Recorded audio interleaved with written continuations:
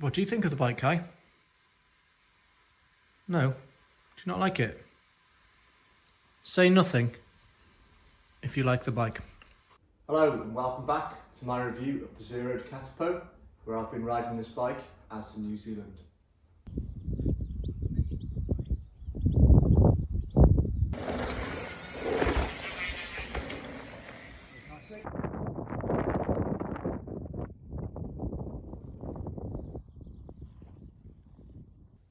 So, the Pinion Gearbox. Well, there's certainly plenty of advantages to running a gearbox over a regular derailleur, and half of the advantages I didn't even think of until I rode the bike, and then I kept realising, oh, this is great, oh, this is great. And so yeah, I'll just run you through a few of those things now. Firstly, you don't have to worry about hitting your mech on a rock or a root or anything like that. On all those tight and twisty trails, you do not have to worry at all. That is excellent. The ground clearance is also really good under here, way better than on a normal bike. Now, the bottom bracket height is definitely slightly higher, which does add to that as well. There is a spring and a tensioner system under here to keep that belt nice and tight. But that is still really far out the way. So that is a really good advantage to it. Obviously, it's really quiet as well. So that is excellent, having the belt really quiet, really low maintenance. I basically didn't touch the belt the entire time I was away, apart from once it got a bit squeaky, and that was because there was so much dust on it. I just sprinkled some water on the belt, washed it down, put a bit of silicone spray on the belt, and that squeak had gone away. So apart from that, it was absolutely excellent in terms of reliability. It did not put a foot wrong the entire time I was away. And having to sort a bike shop out and go, oh, I've got a bent derailleur hanger and I can't find it, and I've got to wait 3 days for one to arrive. All of that stuff that happens with a regular bike, don't need a split link. So the belt, it's meant to last, I think, 10,000 kilometers. I don't think it'll last that long. If you have mud and dirt and grime, I think you'll wear the belt out quicker than that. And maybe people who do buy these will want to carry a spare belt or just have one in the car. But I had no issues the entire time, and it basically has shown no wear in the time that I've used the bike. One of the other advantages is when you get to the end of the trail and you finish the trail and you're like, oh great, what an amazing trail. You're whooping with your friends and high-fiving and whatever you do at the end of the trail. And then you look at the hill and you go, oh, I've got this really steep climb now. And you look down, normally, oh, I'm in 10th or 11th gear. In this, it doesn't matter. Just stationary, twist it straight up to 1, and away you go. No messing around, that's really good. I like that. Disadvantages to the gearbox. Well, there's only a couple of disadvantages, I think. And firstly, is the fact that you have to lift off the power to change gear.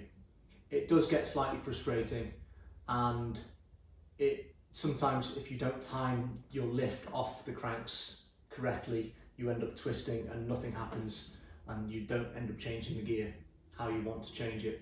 So that can be kind of frustrating. So I know that they are going to solve that. The next Gen 2 system of this gearbox has an electronic trigger shifter, and it's got, I think, synchro meshes inside the gearbox, which enables you to be able to shift under load, and that will be a game changer, because that is basically the only criticism I have of this, is the fact that it runs the grip shift and that you have to lift off the power. That is it. I can't see another downside to running the gearbox at all. It is slightly heavier than a regular derailleur system, but that weight is not particularly noticeable. And if you're going to put downhill casing tyres on your bike like I do, then I don't think it makes a big difference to have a few extra grams there. It really isn't that bad. Grip shift, well, it took me a bit of time to get used to the grip shift on it, and I don't actually mind changing gear with the grip shift. The only problem I have with it is the fact that you don't have much of a grip so your hand is partly over the grip shift, which feels strange because your other hand is gripping a narrower bar on a regular grip. So on the way downhill, you are your thumb and first finger definitely sort of holding onto a larger area, which I think can add to the feelings of arm pump or finger pump on longer tracks. And also there's a little bit of play sometimes in the grip shift, so it feels like your hand is rocking, which can be a little bit disconcerting, but it's definitely something you get used to over time. I certainly didn't think of it as a negative by the end of the trip that I had the grip shift, just the fact that it wouldn't change gear under load. So if you're a racer and you want to sprint off the start line, and let's say you want to start in 5th gear, but by the first corner you want to be in 7th or 8th gear, well, you can't sprint and just clip through the gears like you could on a normal bike. If you've got clip pedals, that is. I run clips, so I can basically click down and pedal. But with this, you are going to have to lift off the pedals to change gears. So a little bit frustrating if you are a racer and you're looking to get every single ounce of speed out of it. Coupled to that, the engagement on the cranks isn't brilliant. So on a regular hub system, you have loads of pawls inside the gearbox and so inside the hub. So you have to move your crank back and the pawls engage, and you've got really close engagement, especially on something like a Hope Pro 5 hub. There is lots of pawls in there and lots of really quick engagement. On this, there isn't that engagement that quickly. So if you're looking to go around a corner and you want to put one hard pedal stroke in, sometimes you've got low nothing before it actually engages. So again, only really hinders you if you're a racer. If you're just a weekend warrior and you're just out for a bit of fun, then absolutely doesn't bother me at all. It's not like you're sprinting for every last millisecond on your Sunday ride with your mates anyway. So, drag.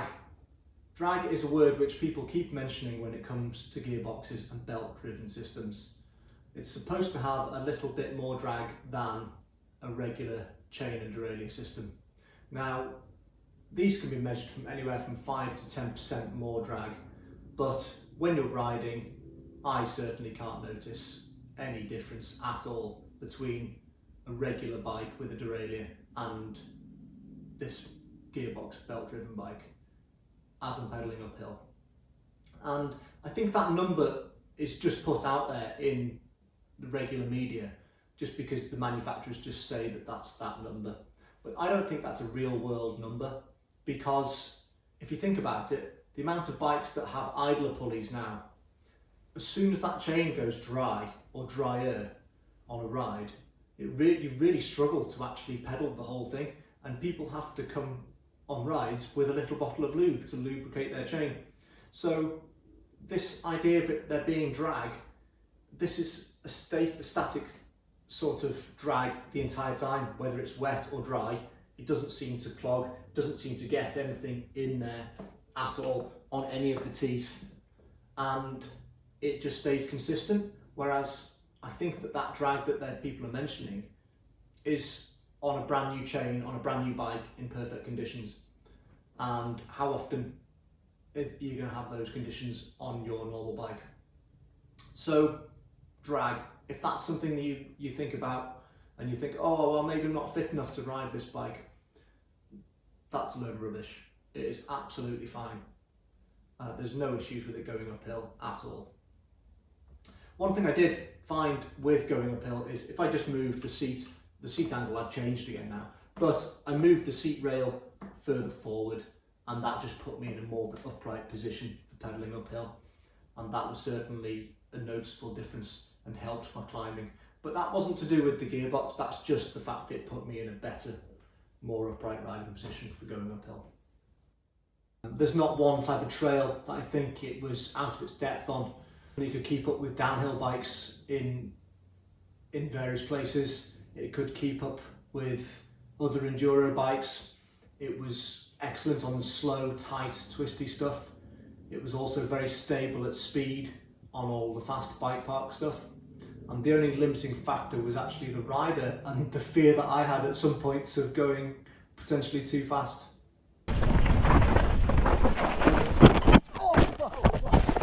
That's really... Oh, you alright? I don't know. Oh. Angles on the bike, well, the main things I noticed were that the head angle felt just about right. Now I guessed that the head angle would be at a 64-degree angle, and turns out it ended up being 63.5, so little slacker than what I thought, but no wonder it feels so confidence inspiring with an angle like that. I did feel like the seat tube was probably a little slack, and they could get away with making a slightly steeper seat tube. There's not a lot of room inside the frame. There's no internal frame storage or anything like that. I could get a bottle down there. You can see the bottle holder I've got on it. Only a very small bottle will fit in there. It's not the end of the world though, because just right with a backpack or a bum bag, whatever you want to call it. So yeah, not a bike with a huge amount of features like that, but I don't think it's needed. And because of the way that the gearbox is and where the shock is, you're not going to get a lot in there. So enjoy some footage of me riding the bike in New Zealand in various locations. Good.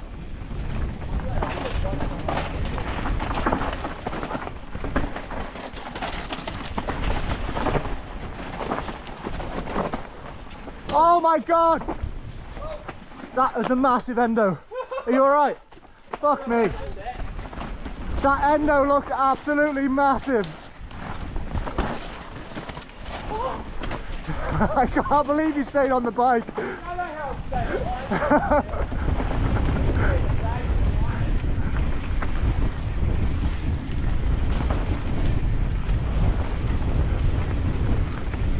Oh, you definitely know this trail though.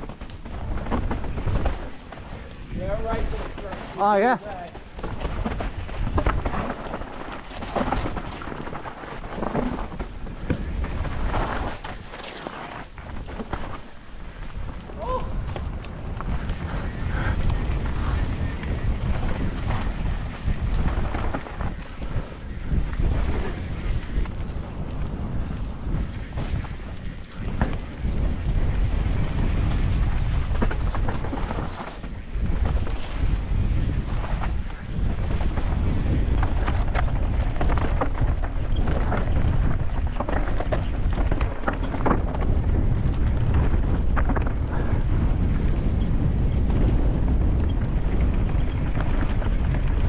Oh, rock there, hidden.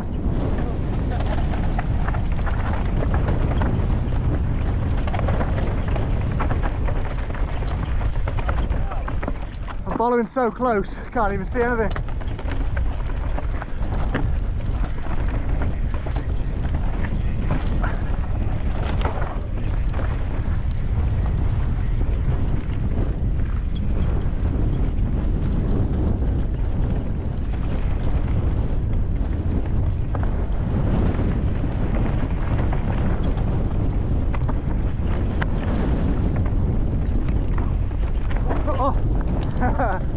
That's close.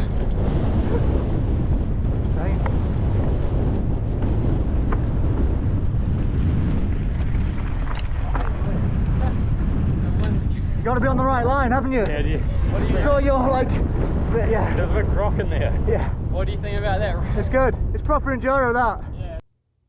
So as you can see there, the bike is pretty capable. Both of those trails, it had no problem getting down at all. It was really nice to go around all the tight corners, those steep techie corners. You could hop the back wheel around nice and easily.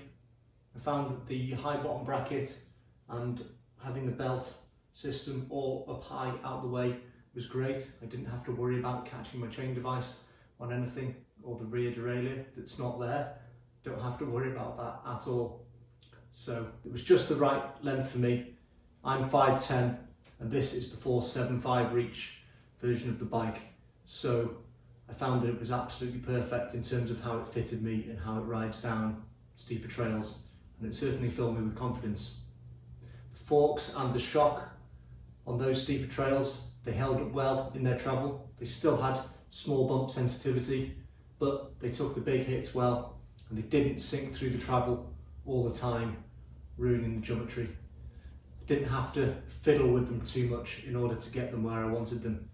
There was not many clicks of the preload or the rebound adjustment on them, so that was very nice. The only time I had to adjust the forks and the shock was actually when I was hitting bigger jumps and bigger tracks in Queenstown, where it was a significant step up in terms of the size of the drops and jumps that were being done. A few of the features that I like about the bike are the cable routing. It was quite nice to have the rear brake is external, so that doesn't have to go through the frame, and you don't have to split that if you want to swap brakes. But the gear cables are all internal, and there's no rattling at all from those cables. The other thing is, it's actually quite easy to take the wheel on and off on the back. The idler pulley, not an idler pulley, sorry, the tensioner is all you've got to do is put a 5mm Allen key in there and push it down just to pop the belt off. Didn't once drop a belt on the entire trip while I was riding, so it was nice and easy to do that one, to take it on and off, but there was never any worry that the belt was ever going to come off. So I previously mentioned the tyres that came on the bike were a trail casing Vittorian Mazda. Now those tyres certainly weren't up to the job, especially shouldn't have been put on an enduro bike, and I understand the reason for cost saving, as this was the lower end model in the Zero range, and the higher end model does come with Maxxis tyres, but unfortunately they just shouldn't have been put on the bike. I didn't have a problem with the grip. I thought the grip was very good and very predictable, but unfortunately the tyres just kept getting slits in or holes, and basically I wrote off the first tyre on day one, as is seen in the first video, and the second tyre only lasted probably another 6 or 7 days worth of riding, and in that time I plugged the tyre 3 or 4 times, and in the end also slit the tyre right on the bead, so that couldn't be repaired, and that was actually with a cush coring at that point. So it's much more my preference to run a thicker casing tyre. So on the bike now we've got a double down Assegai Max grip on the front, and the rear one, ready for its new owner, is a Max Terra downhill casing DHR2, and this is a really great proven setup. I love this tyre setup, and for most conditions it's pretty good. So that's it for this video. Keep watching AstonMTB videos on YouTube, and check out his Instagram and his website for written content as well.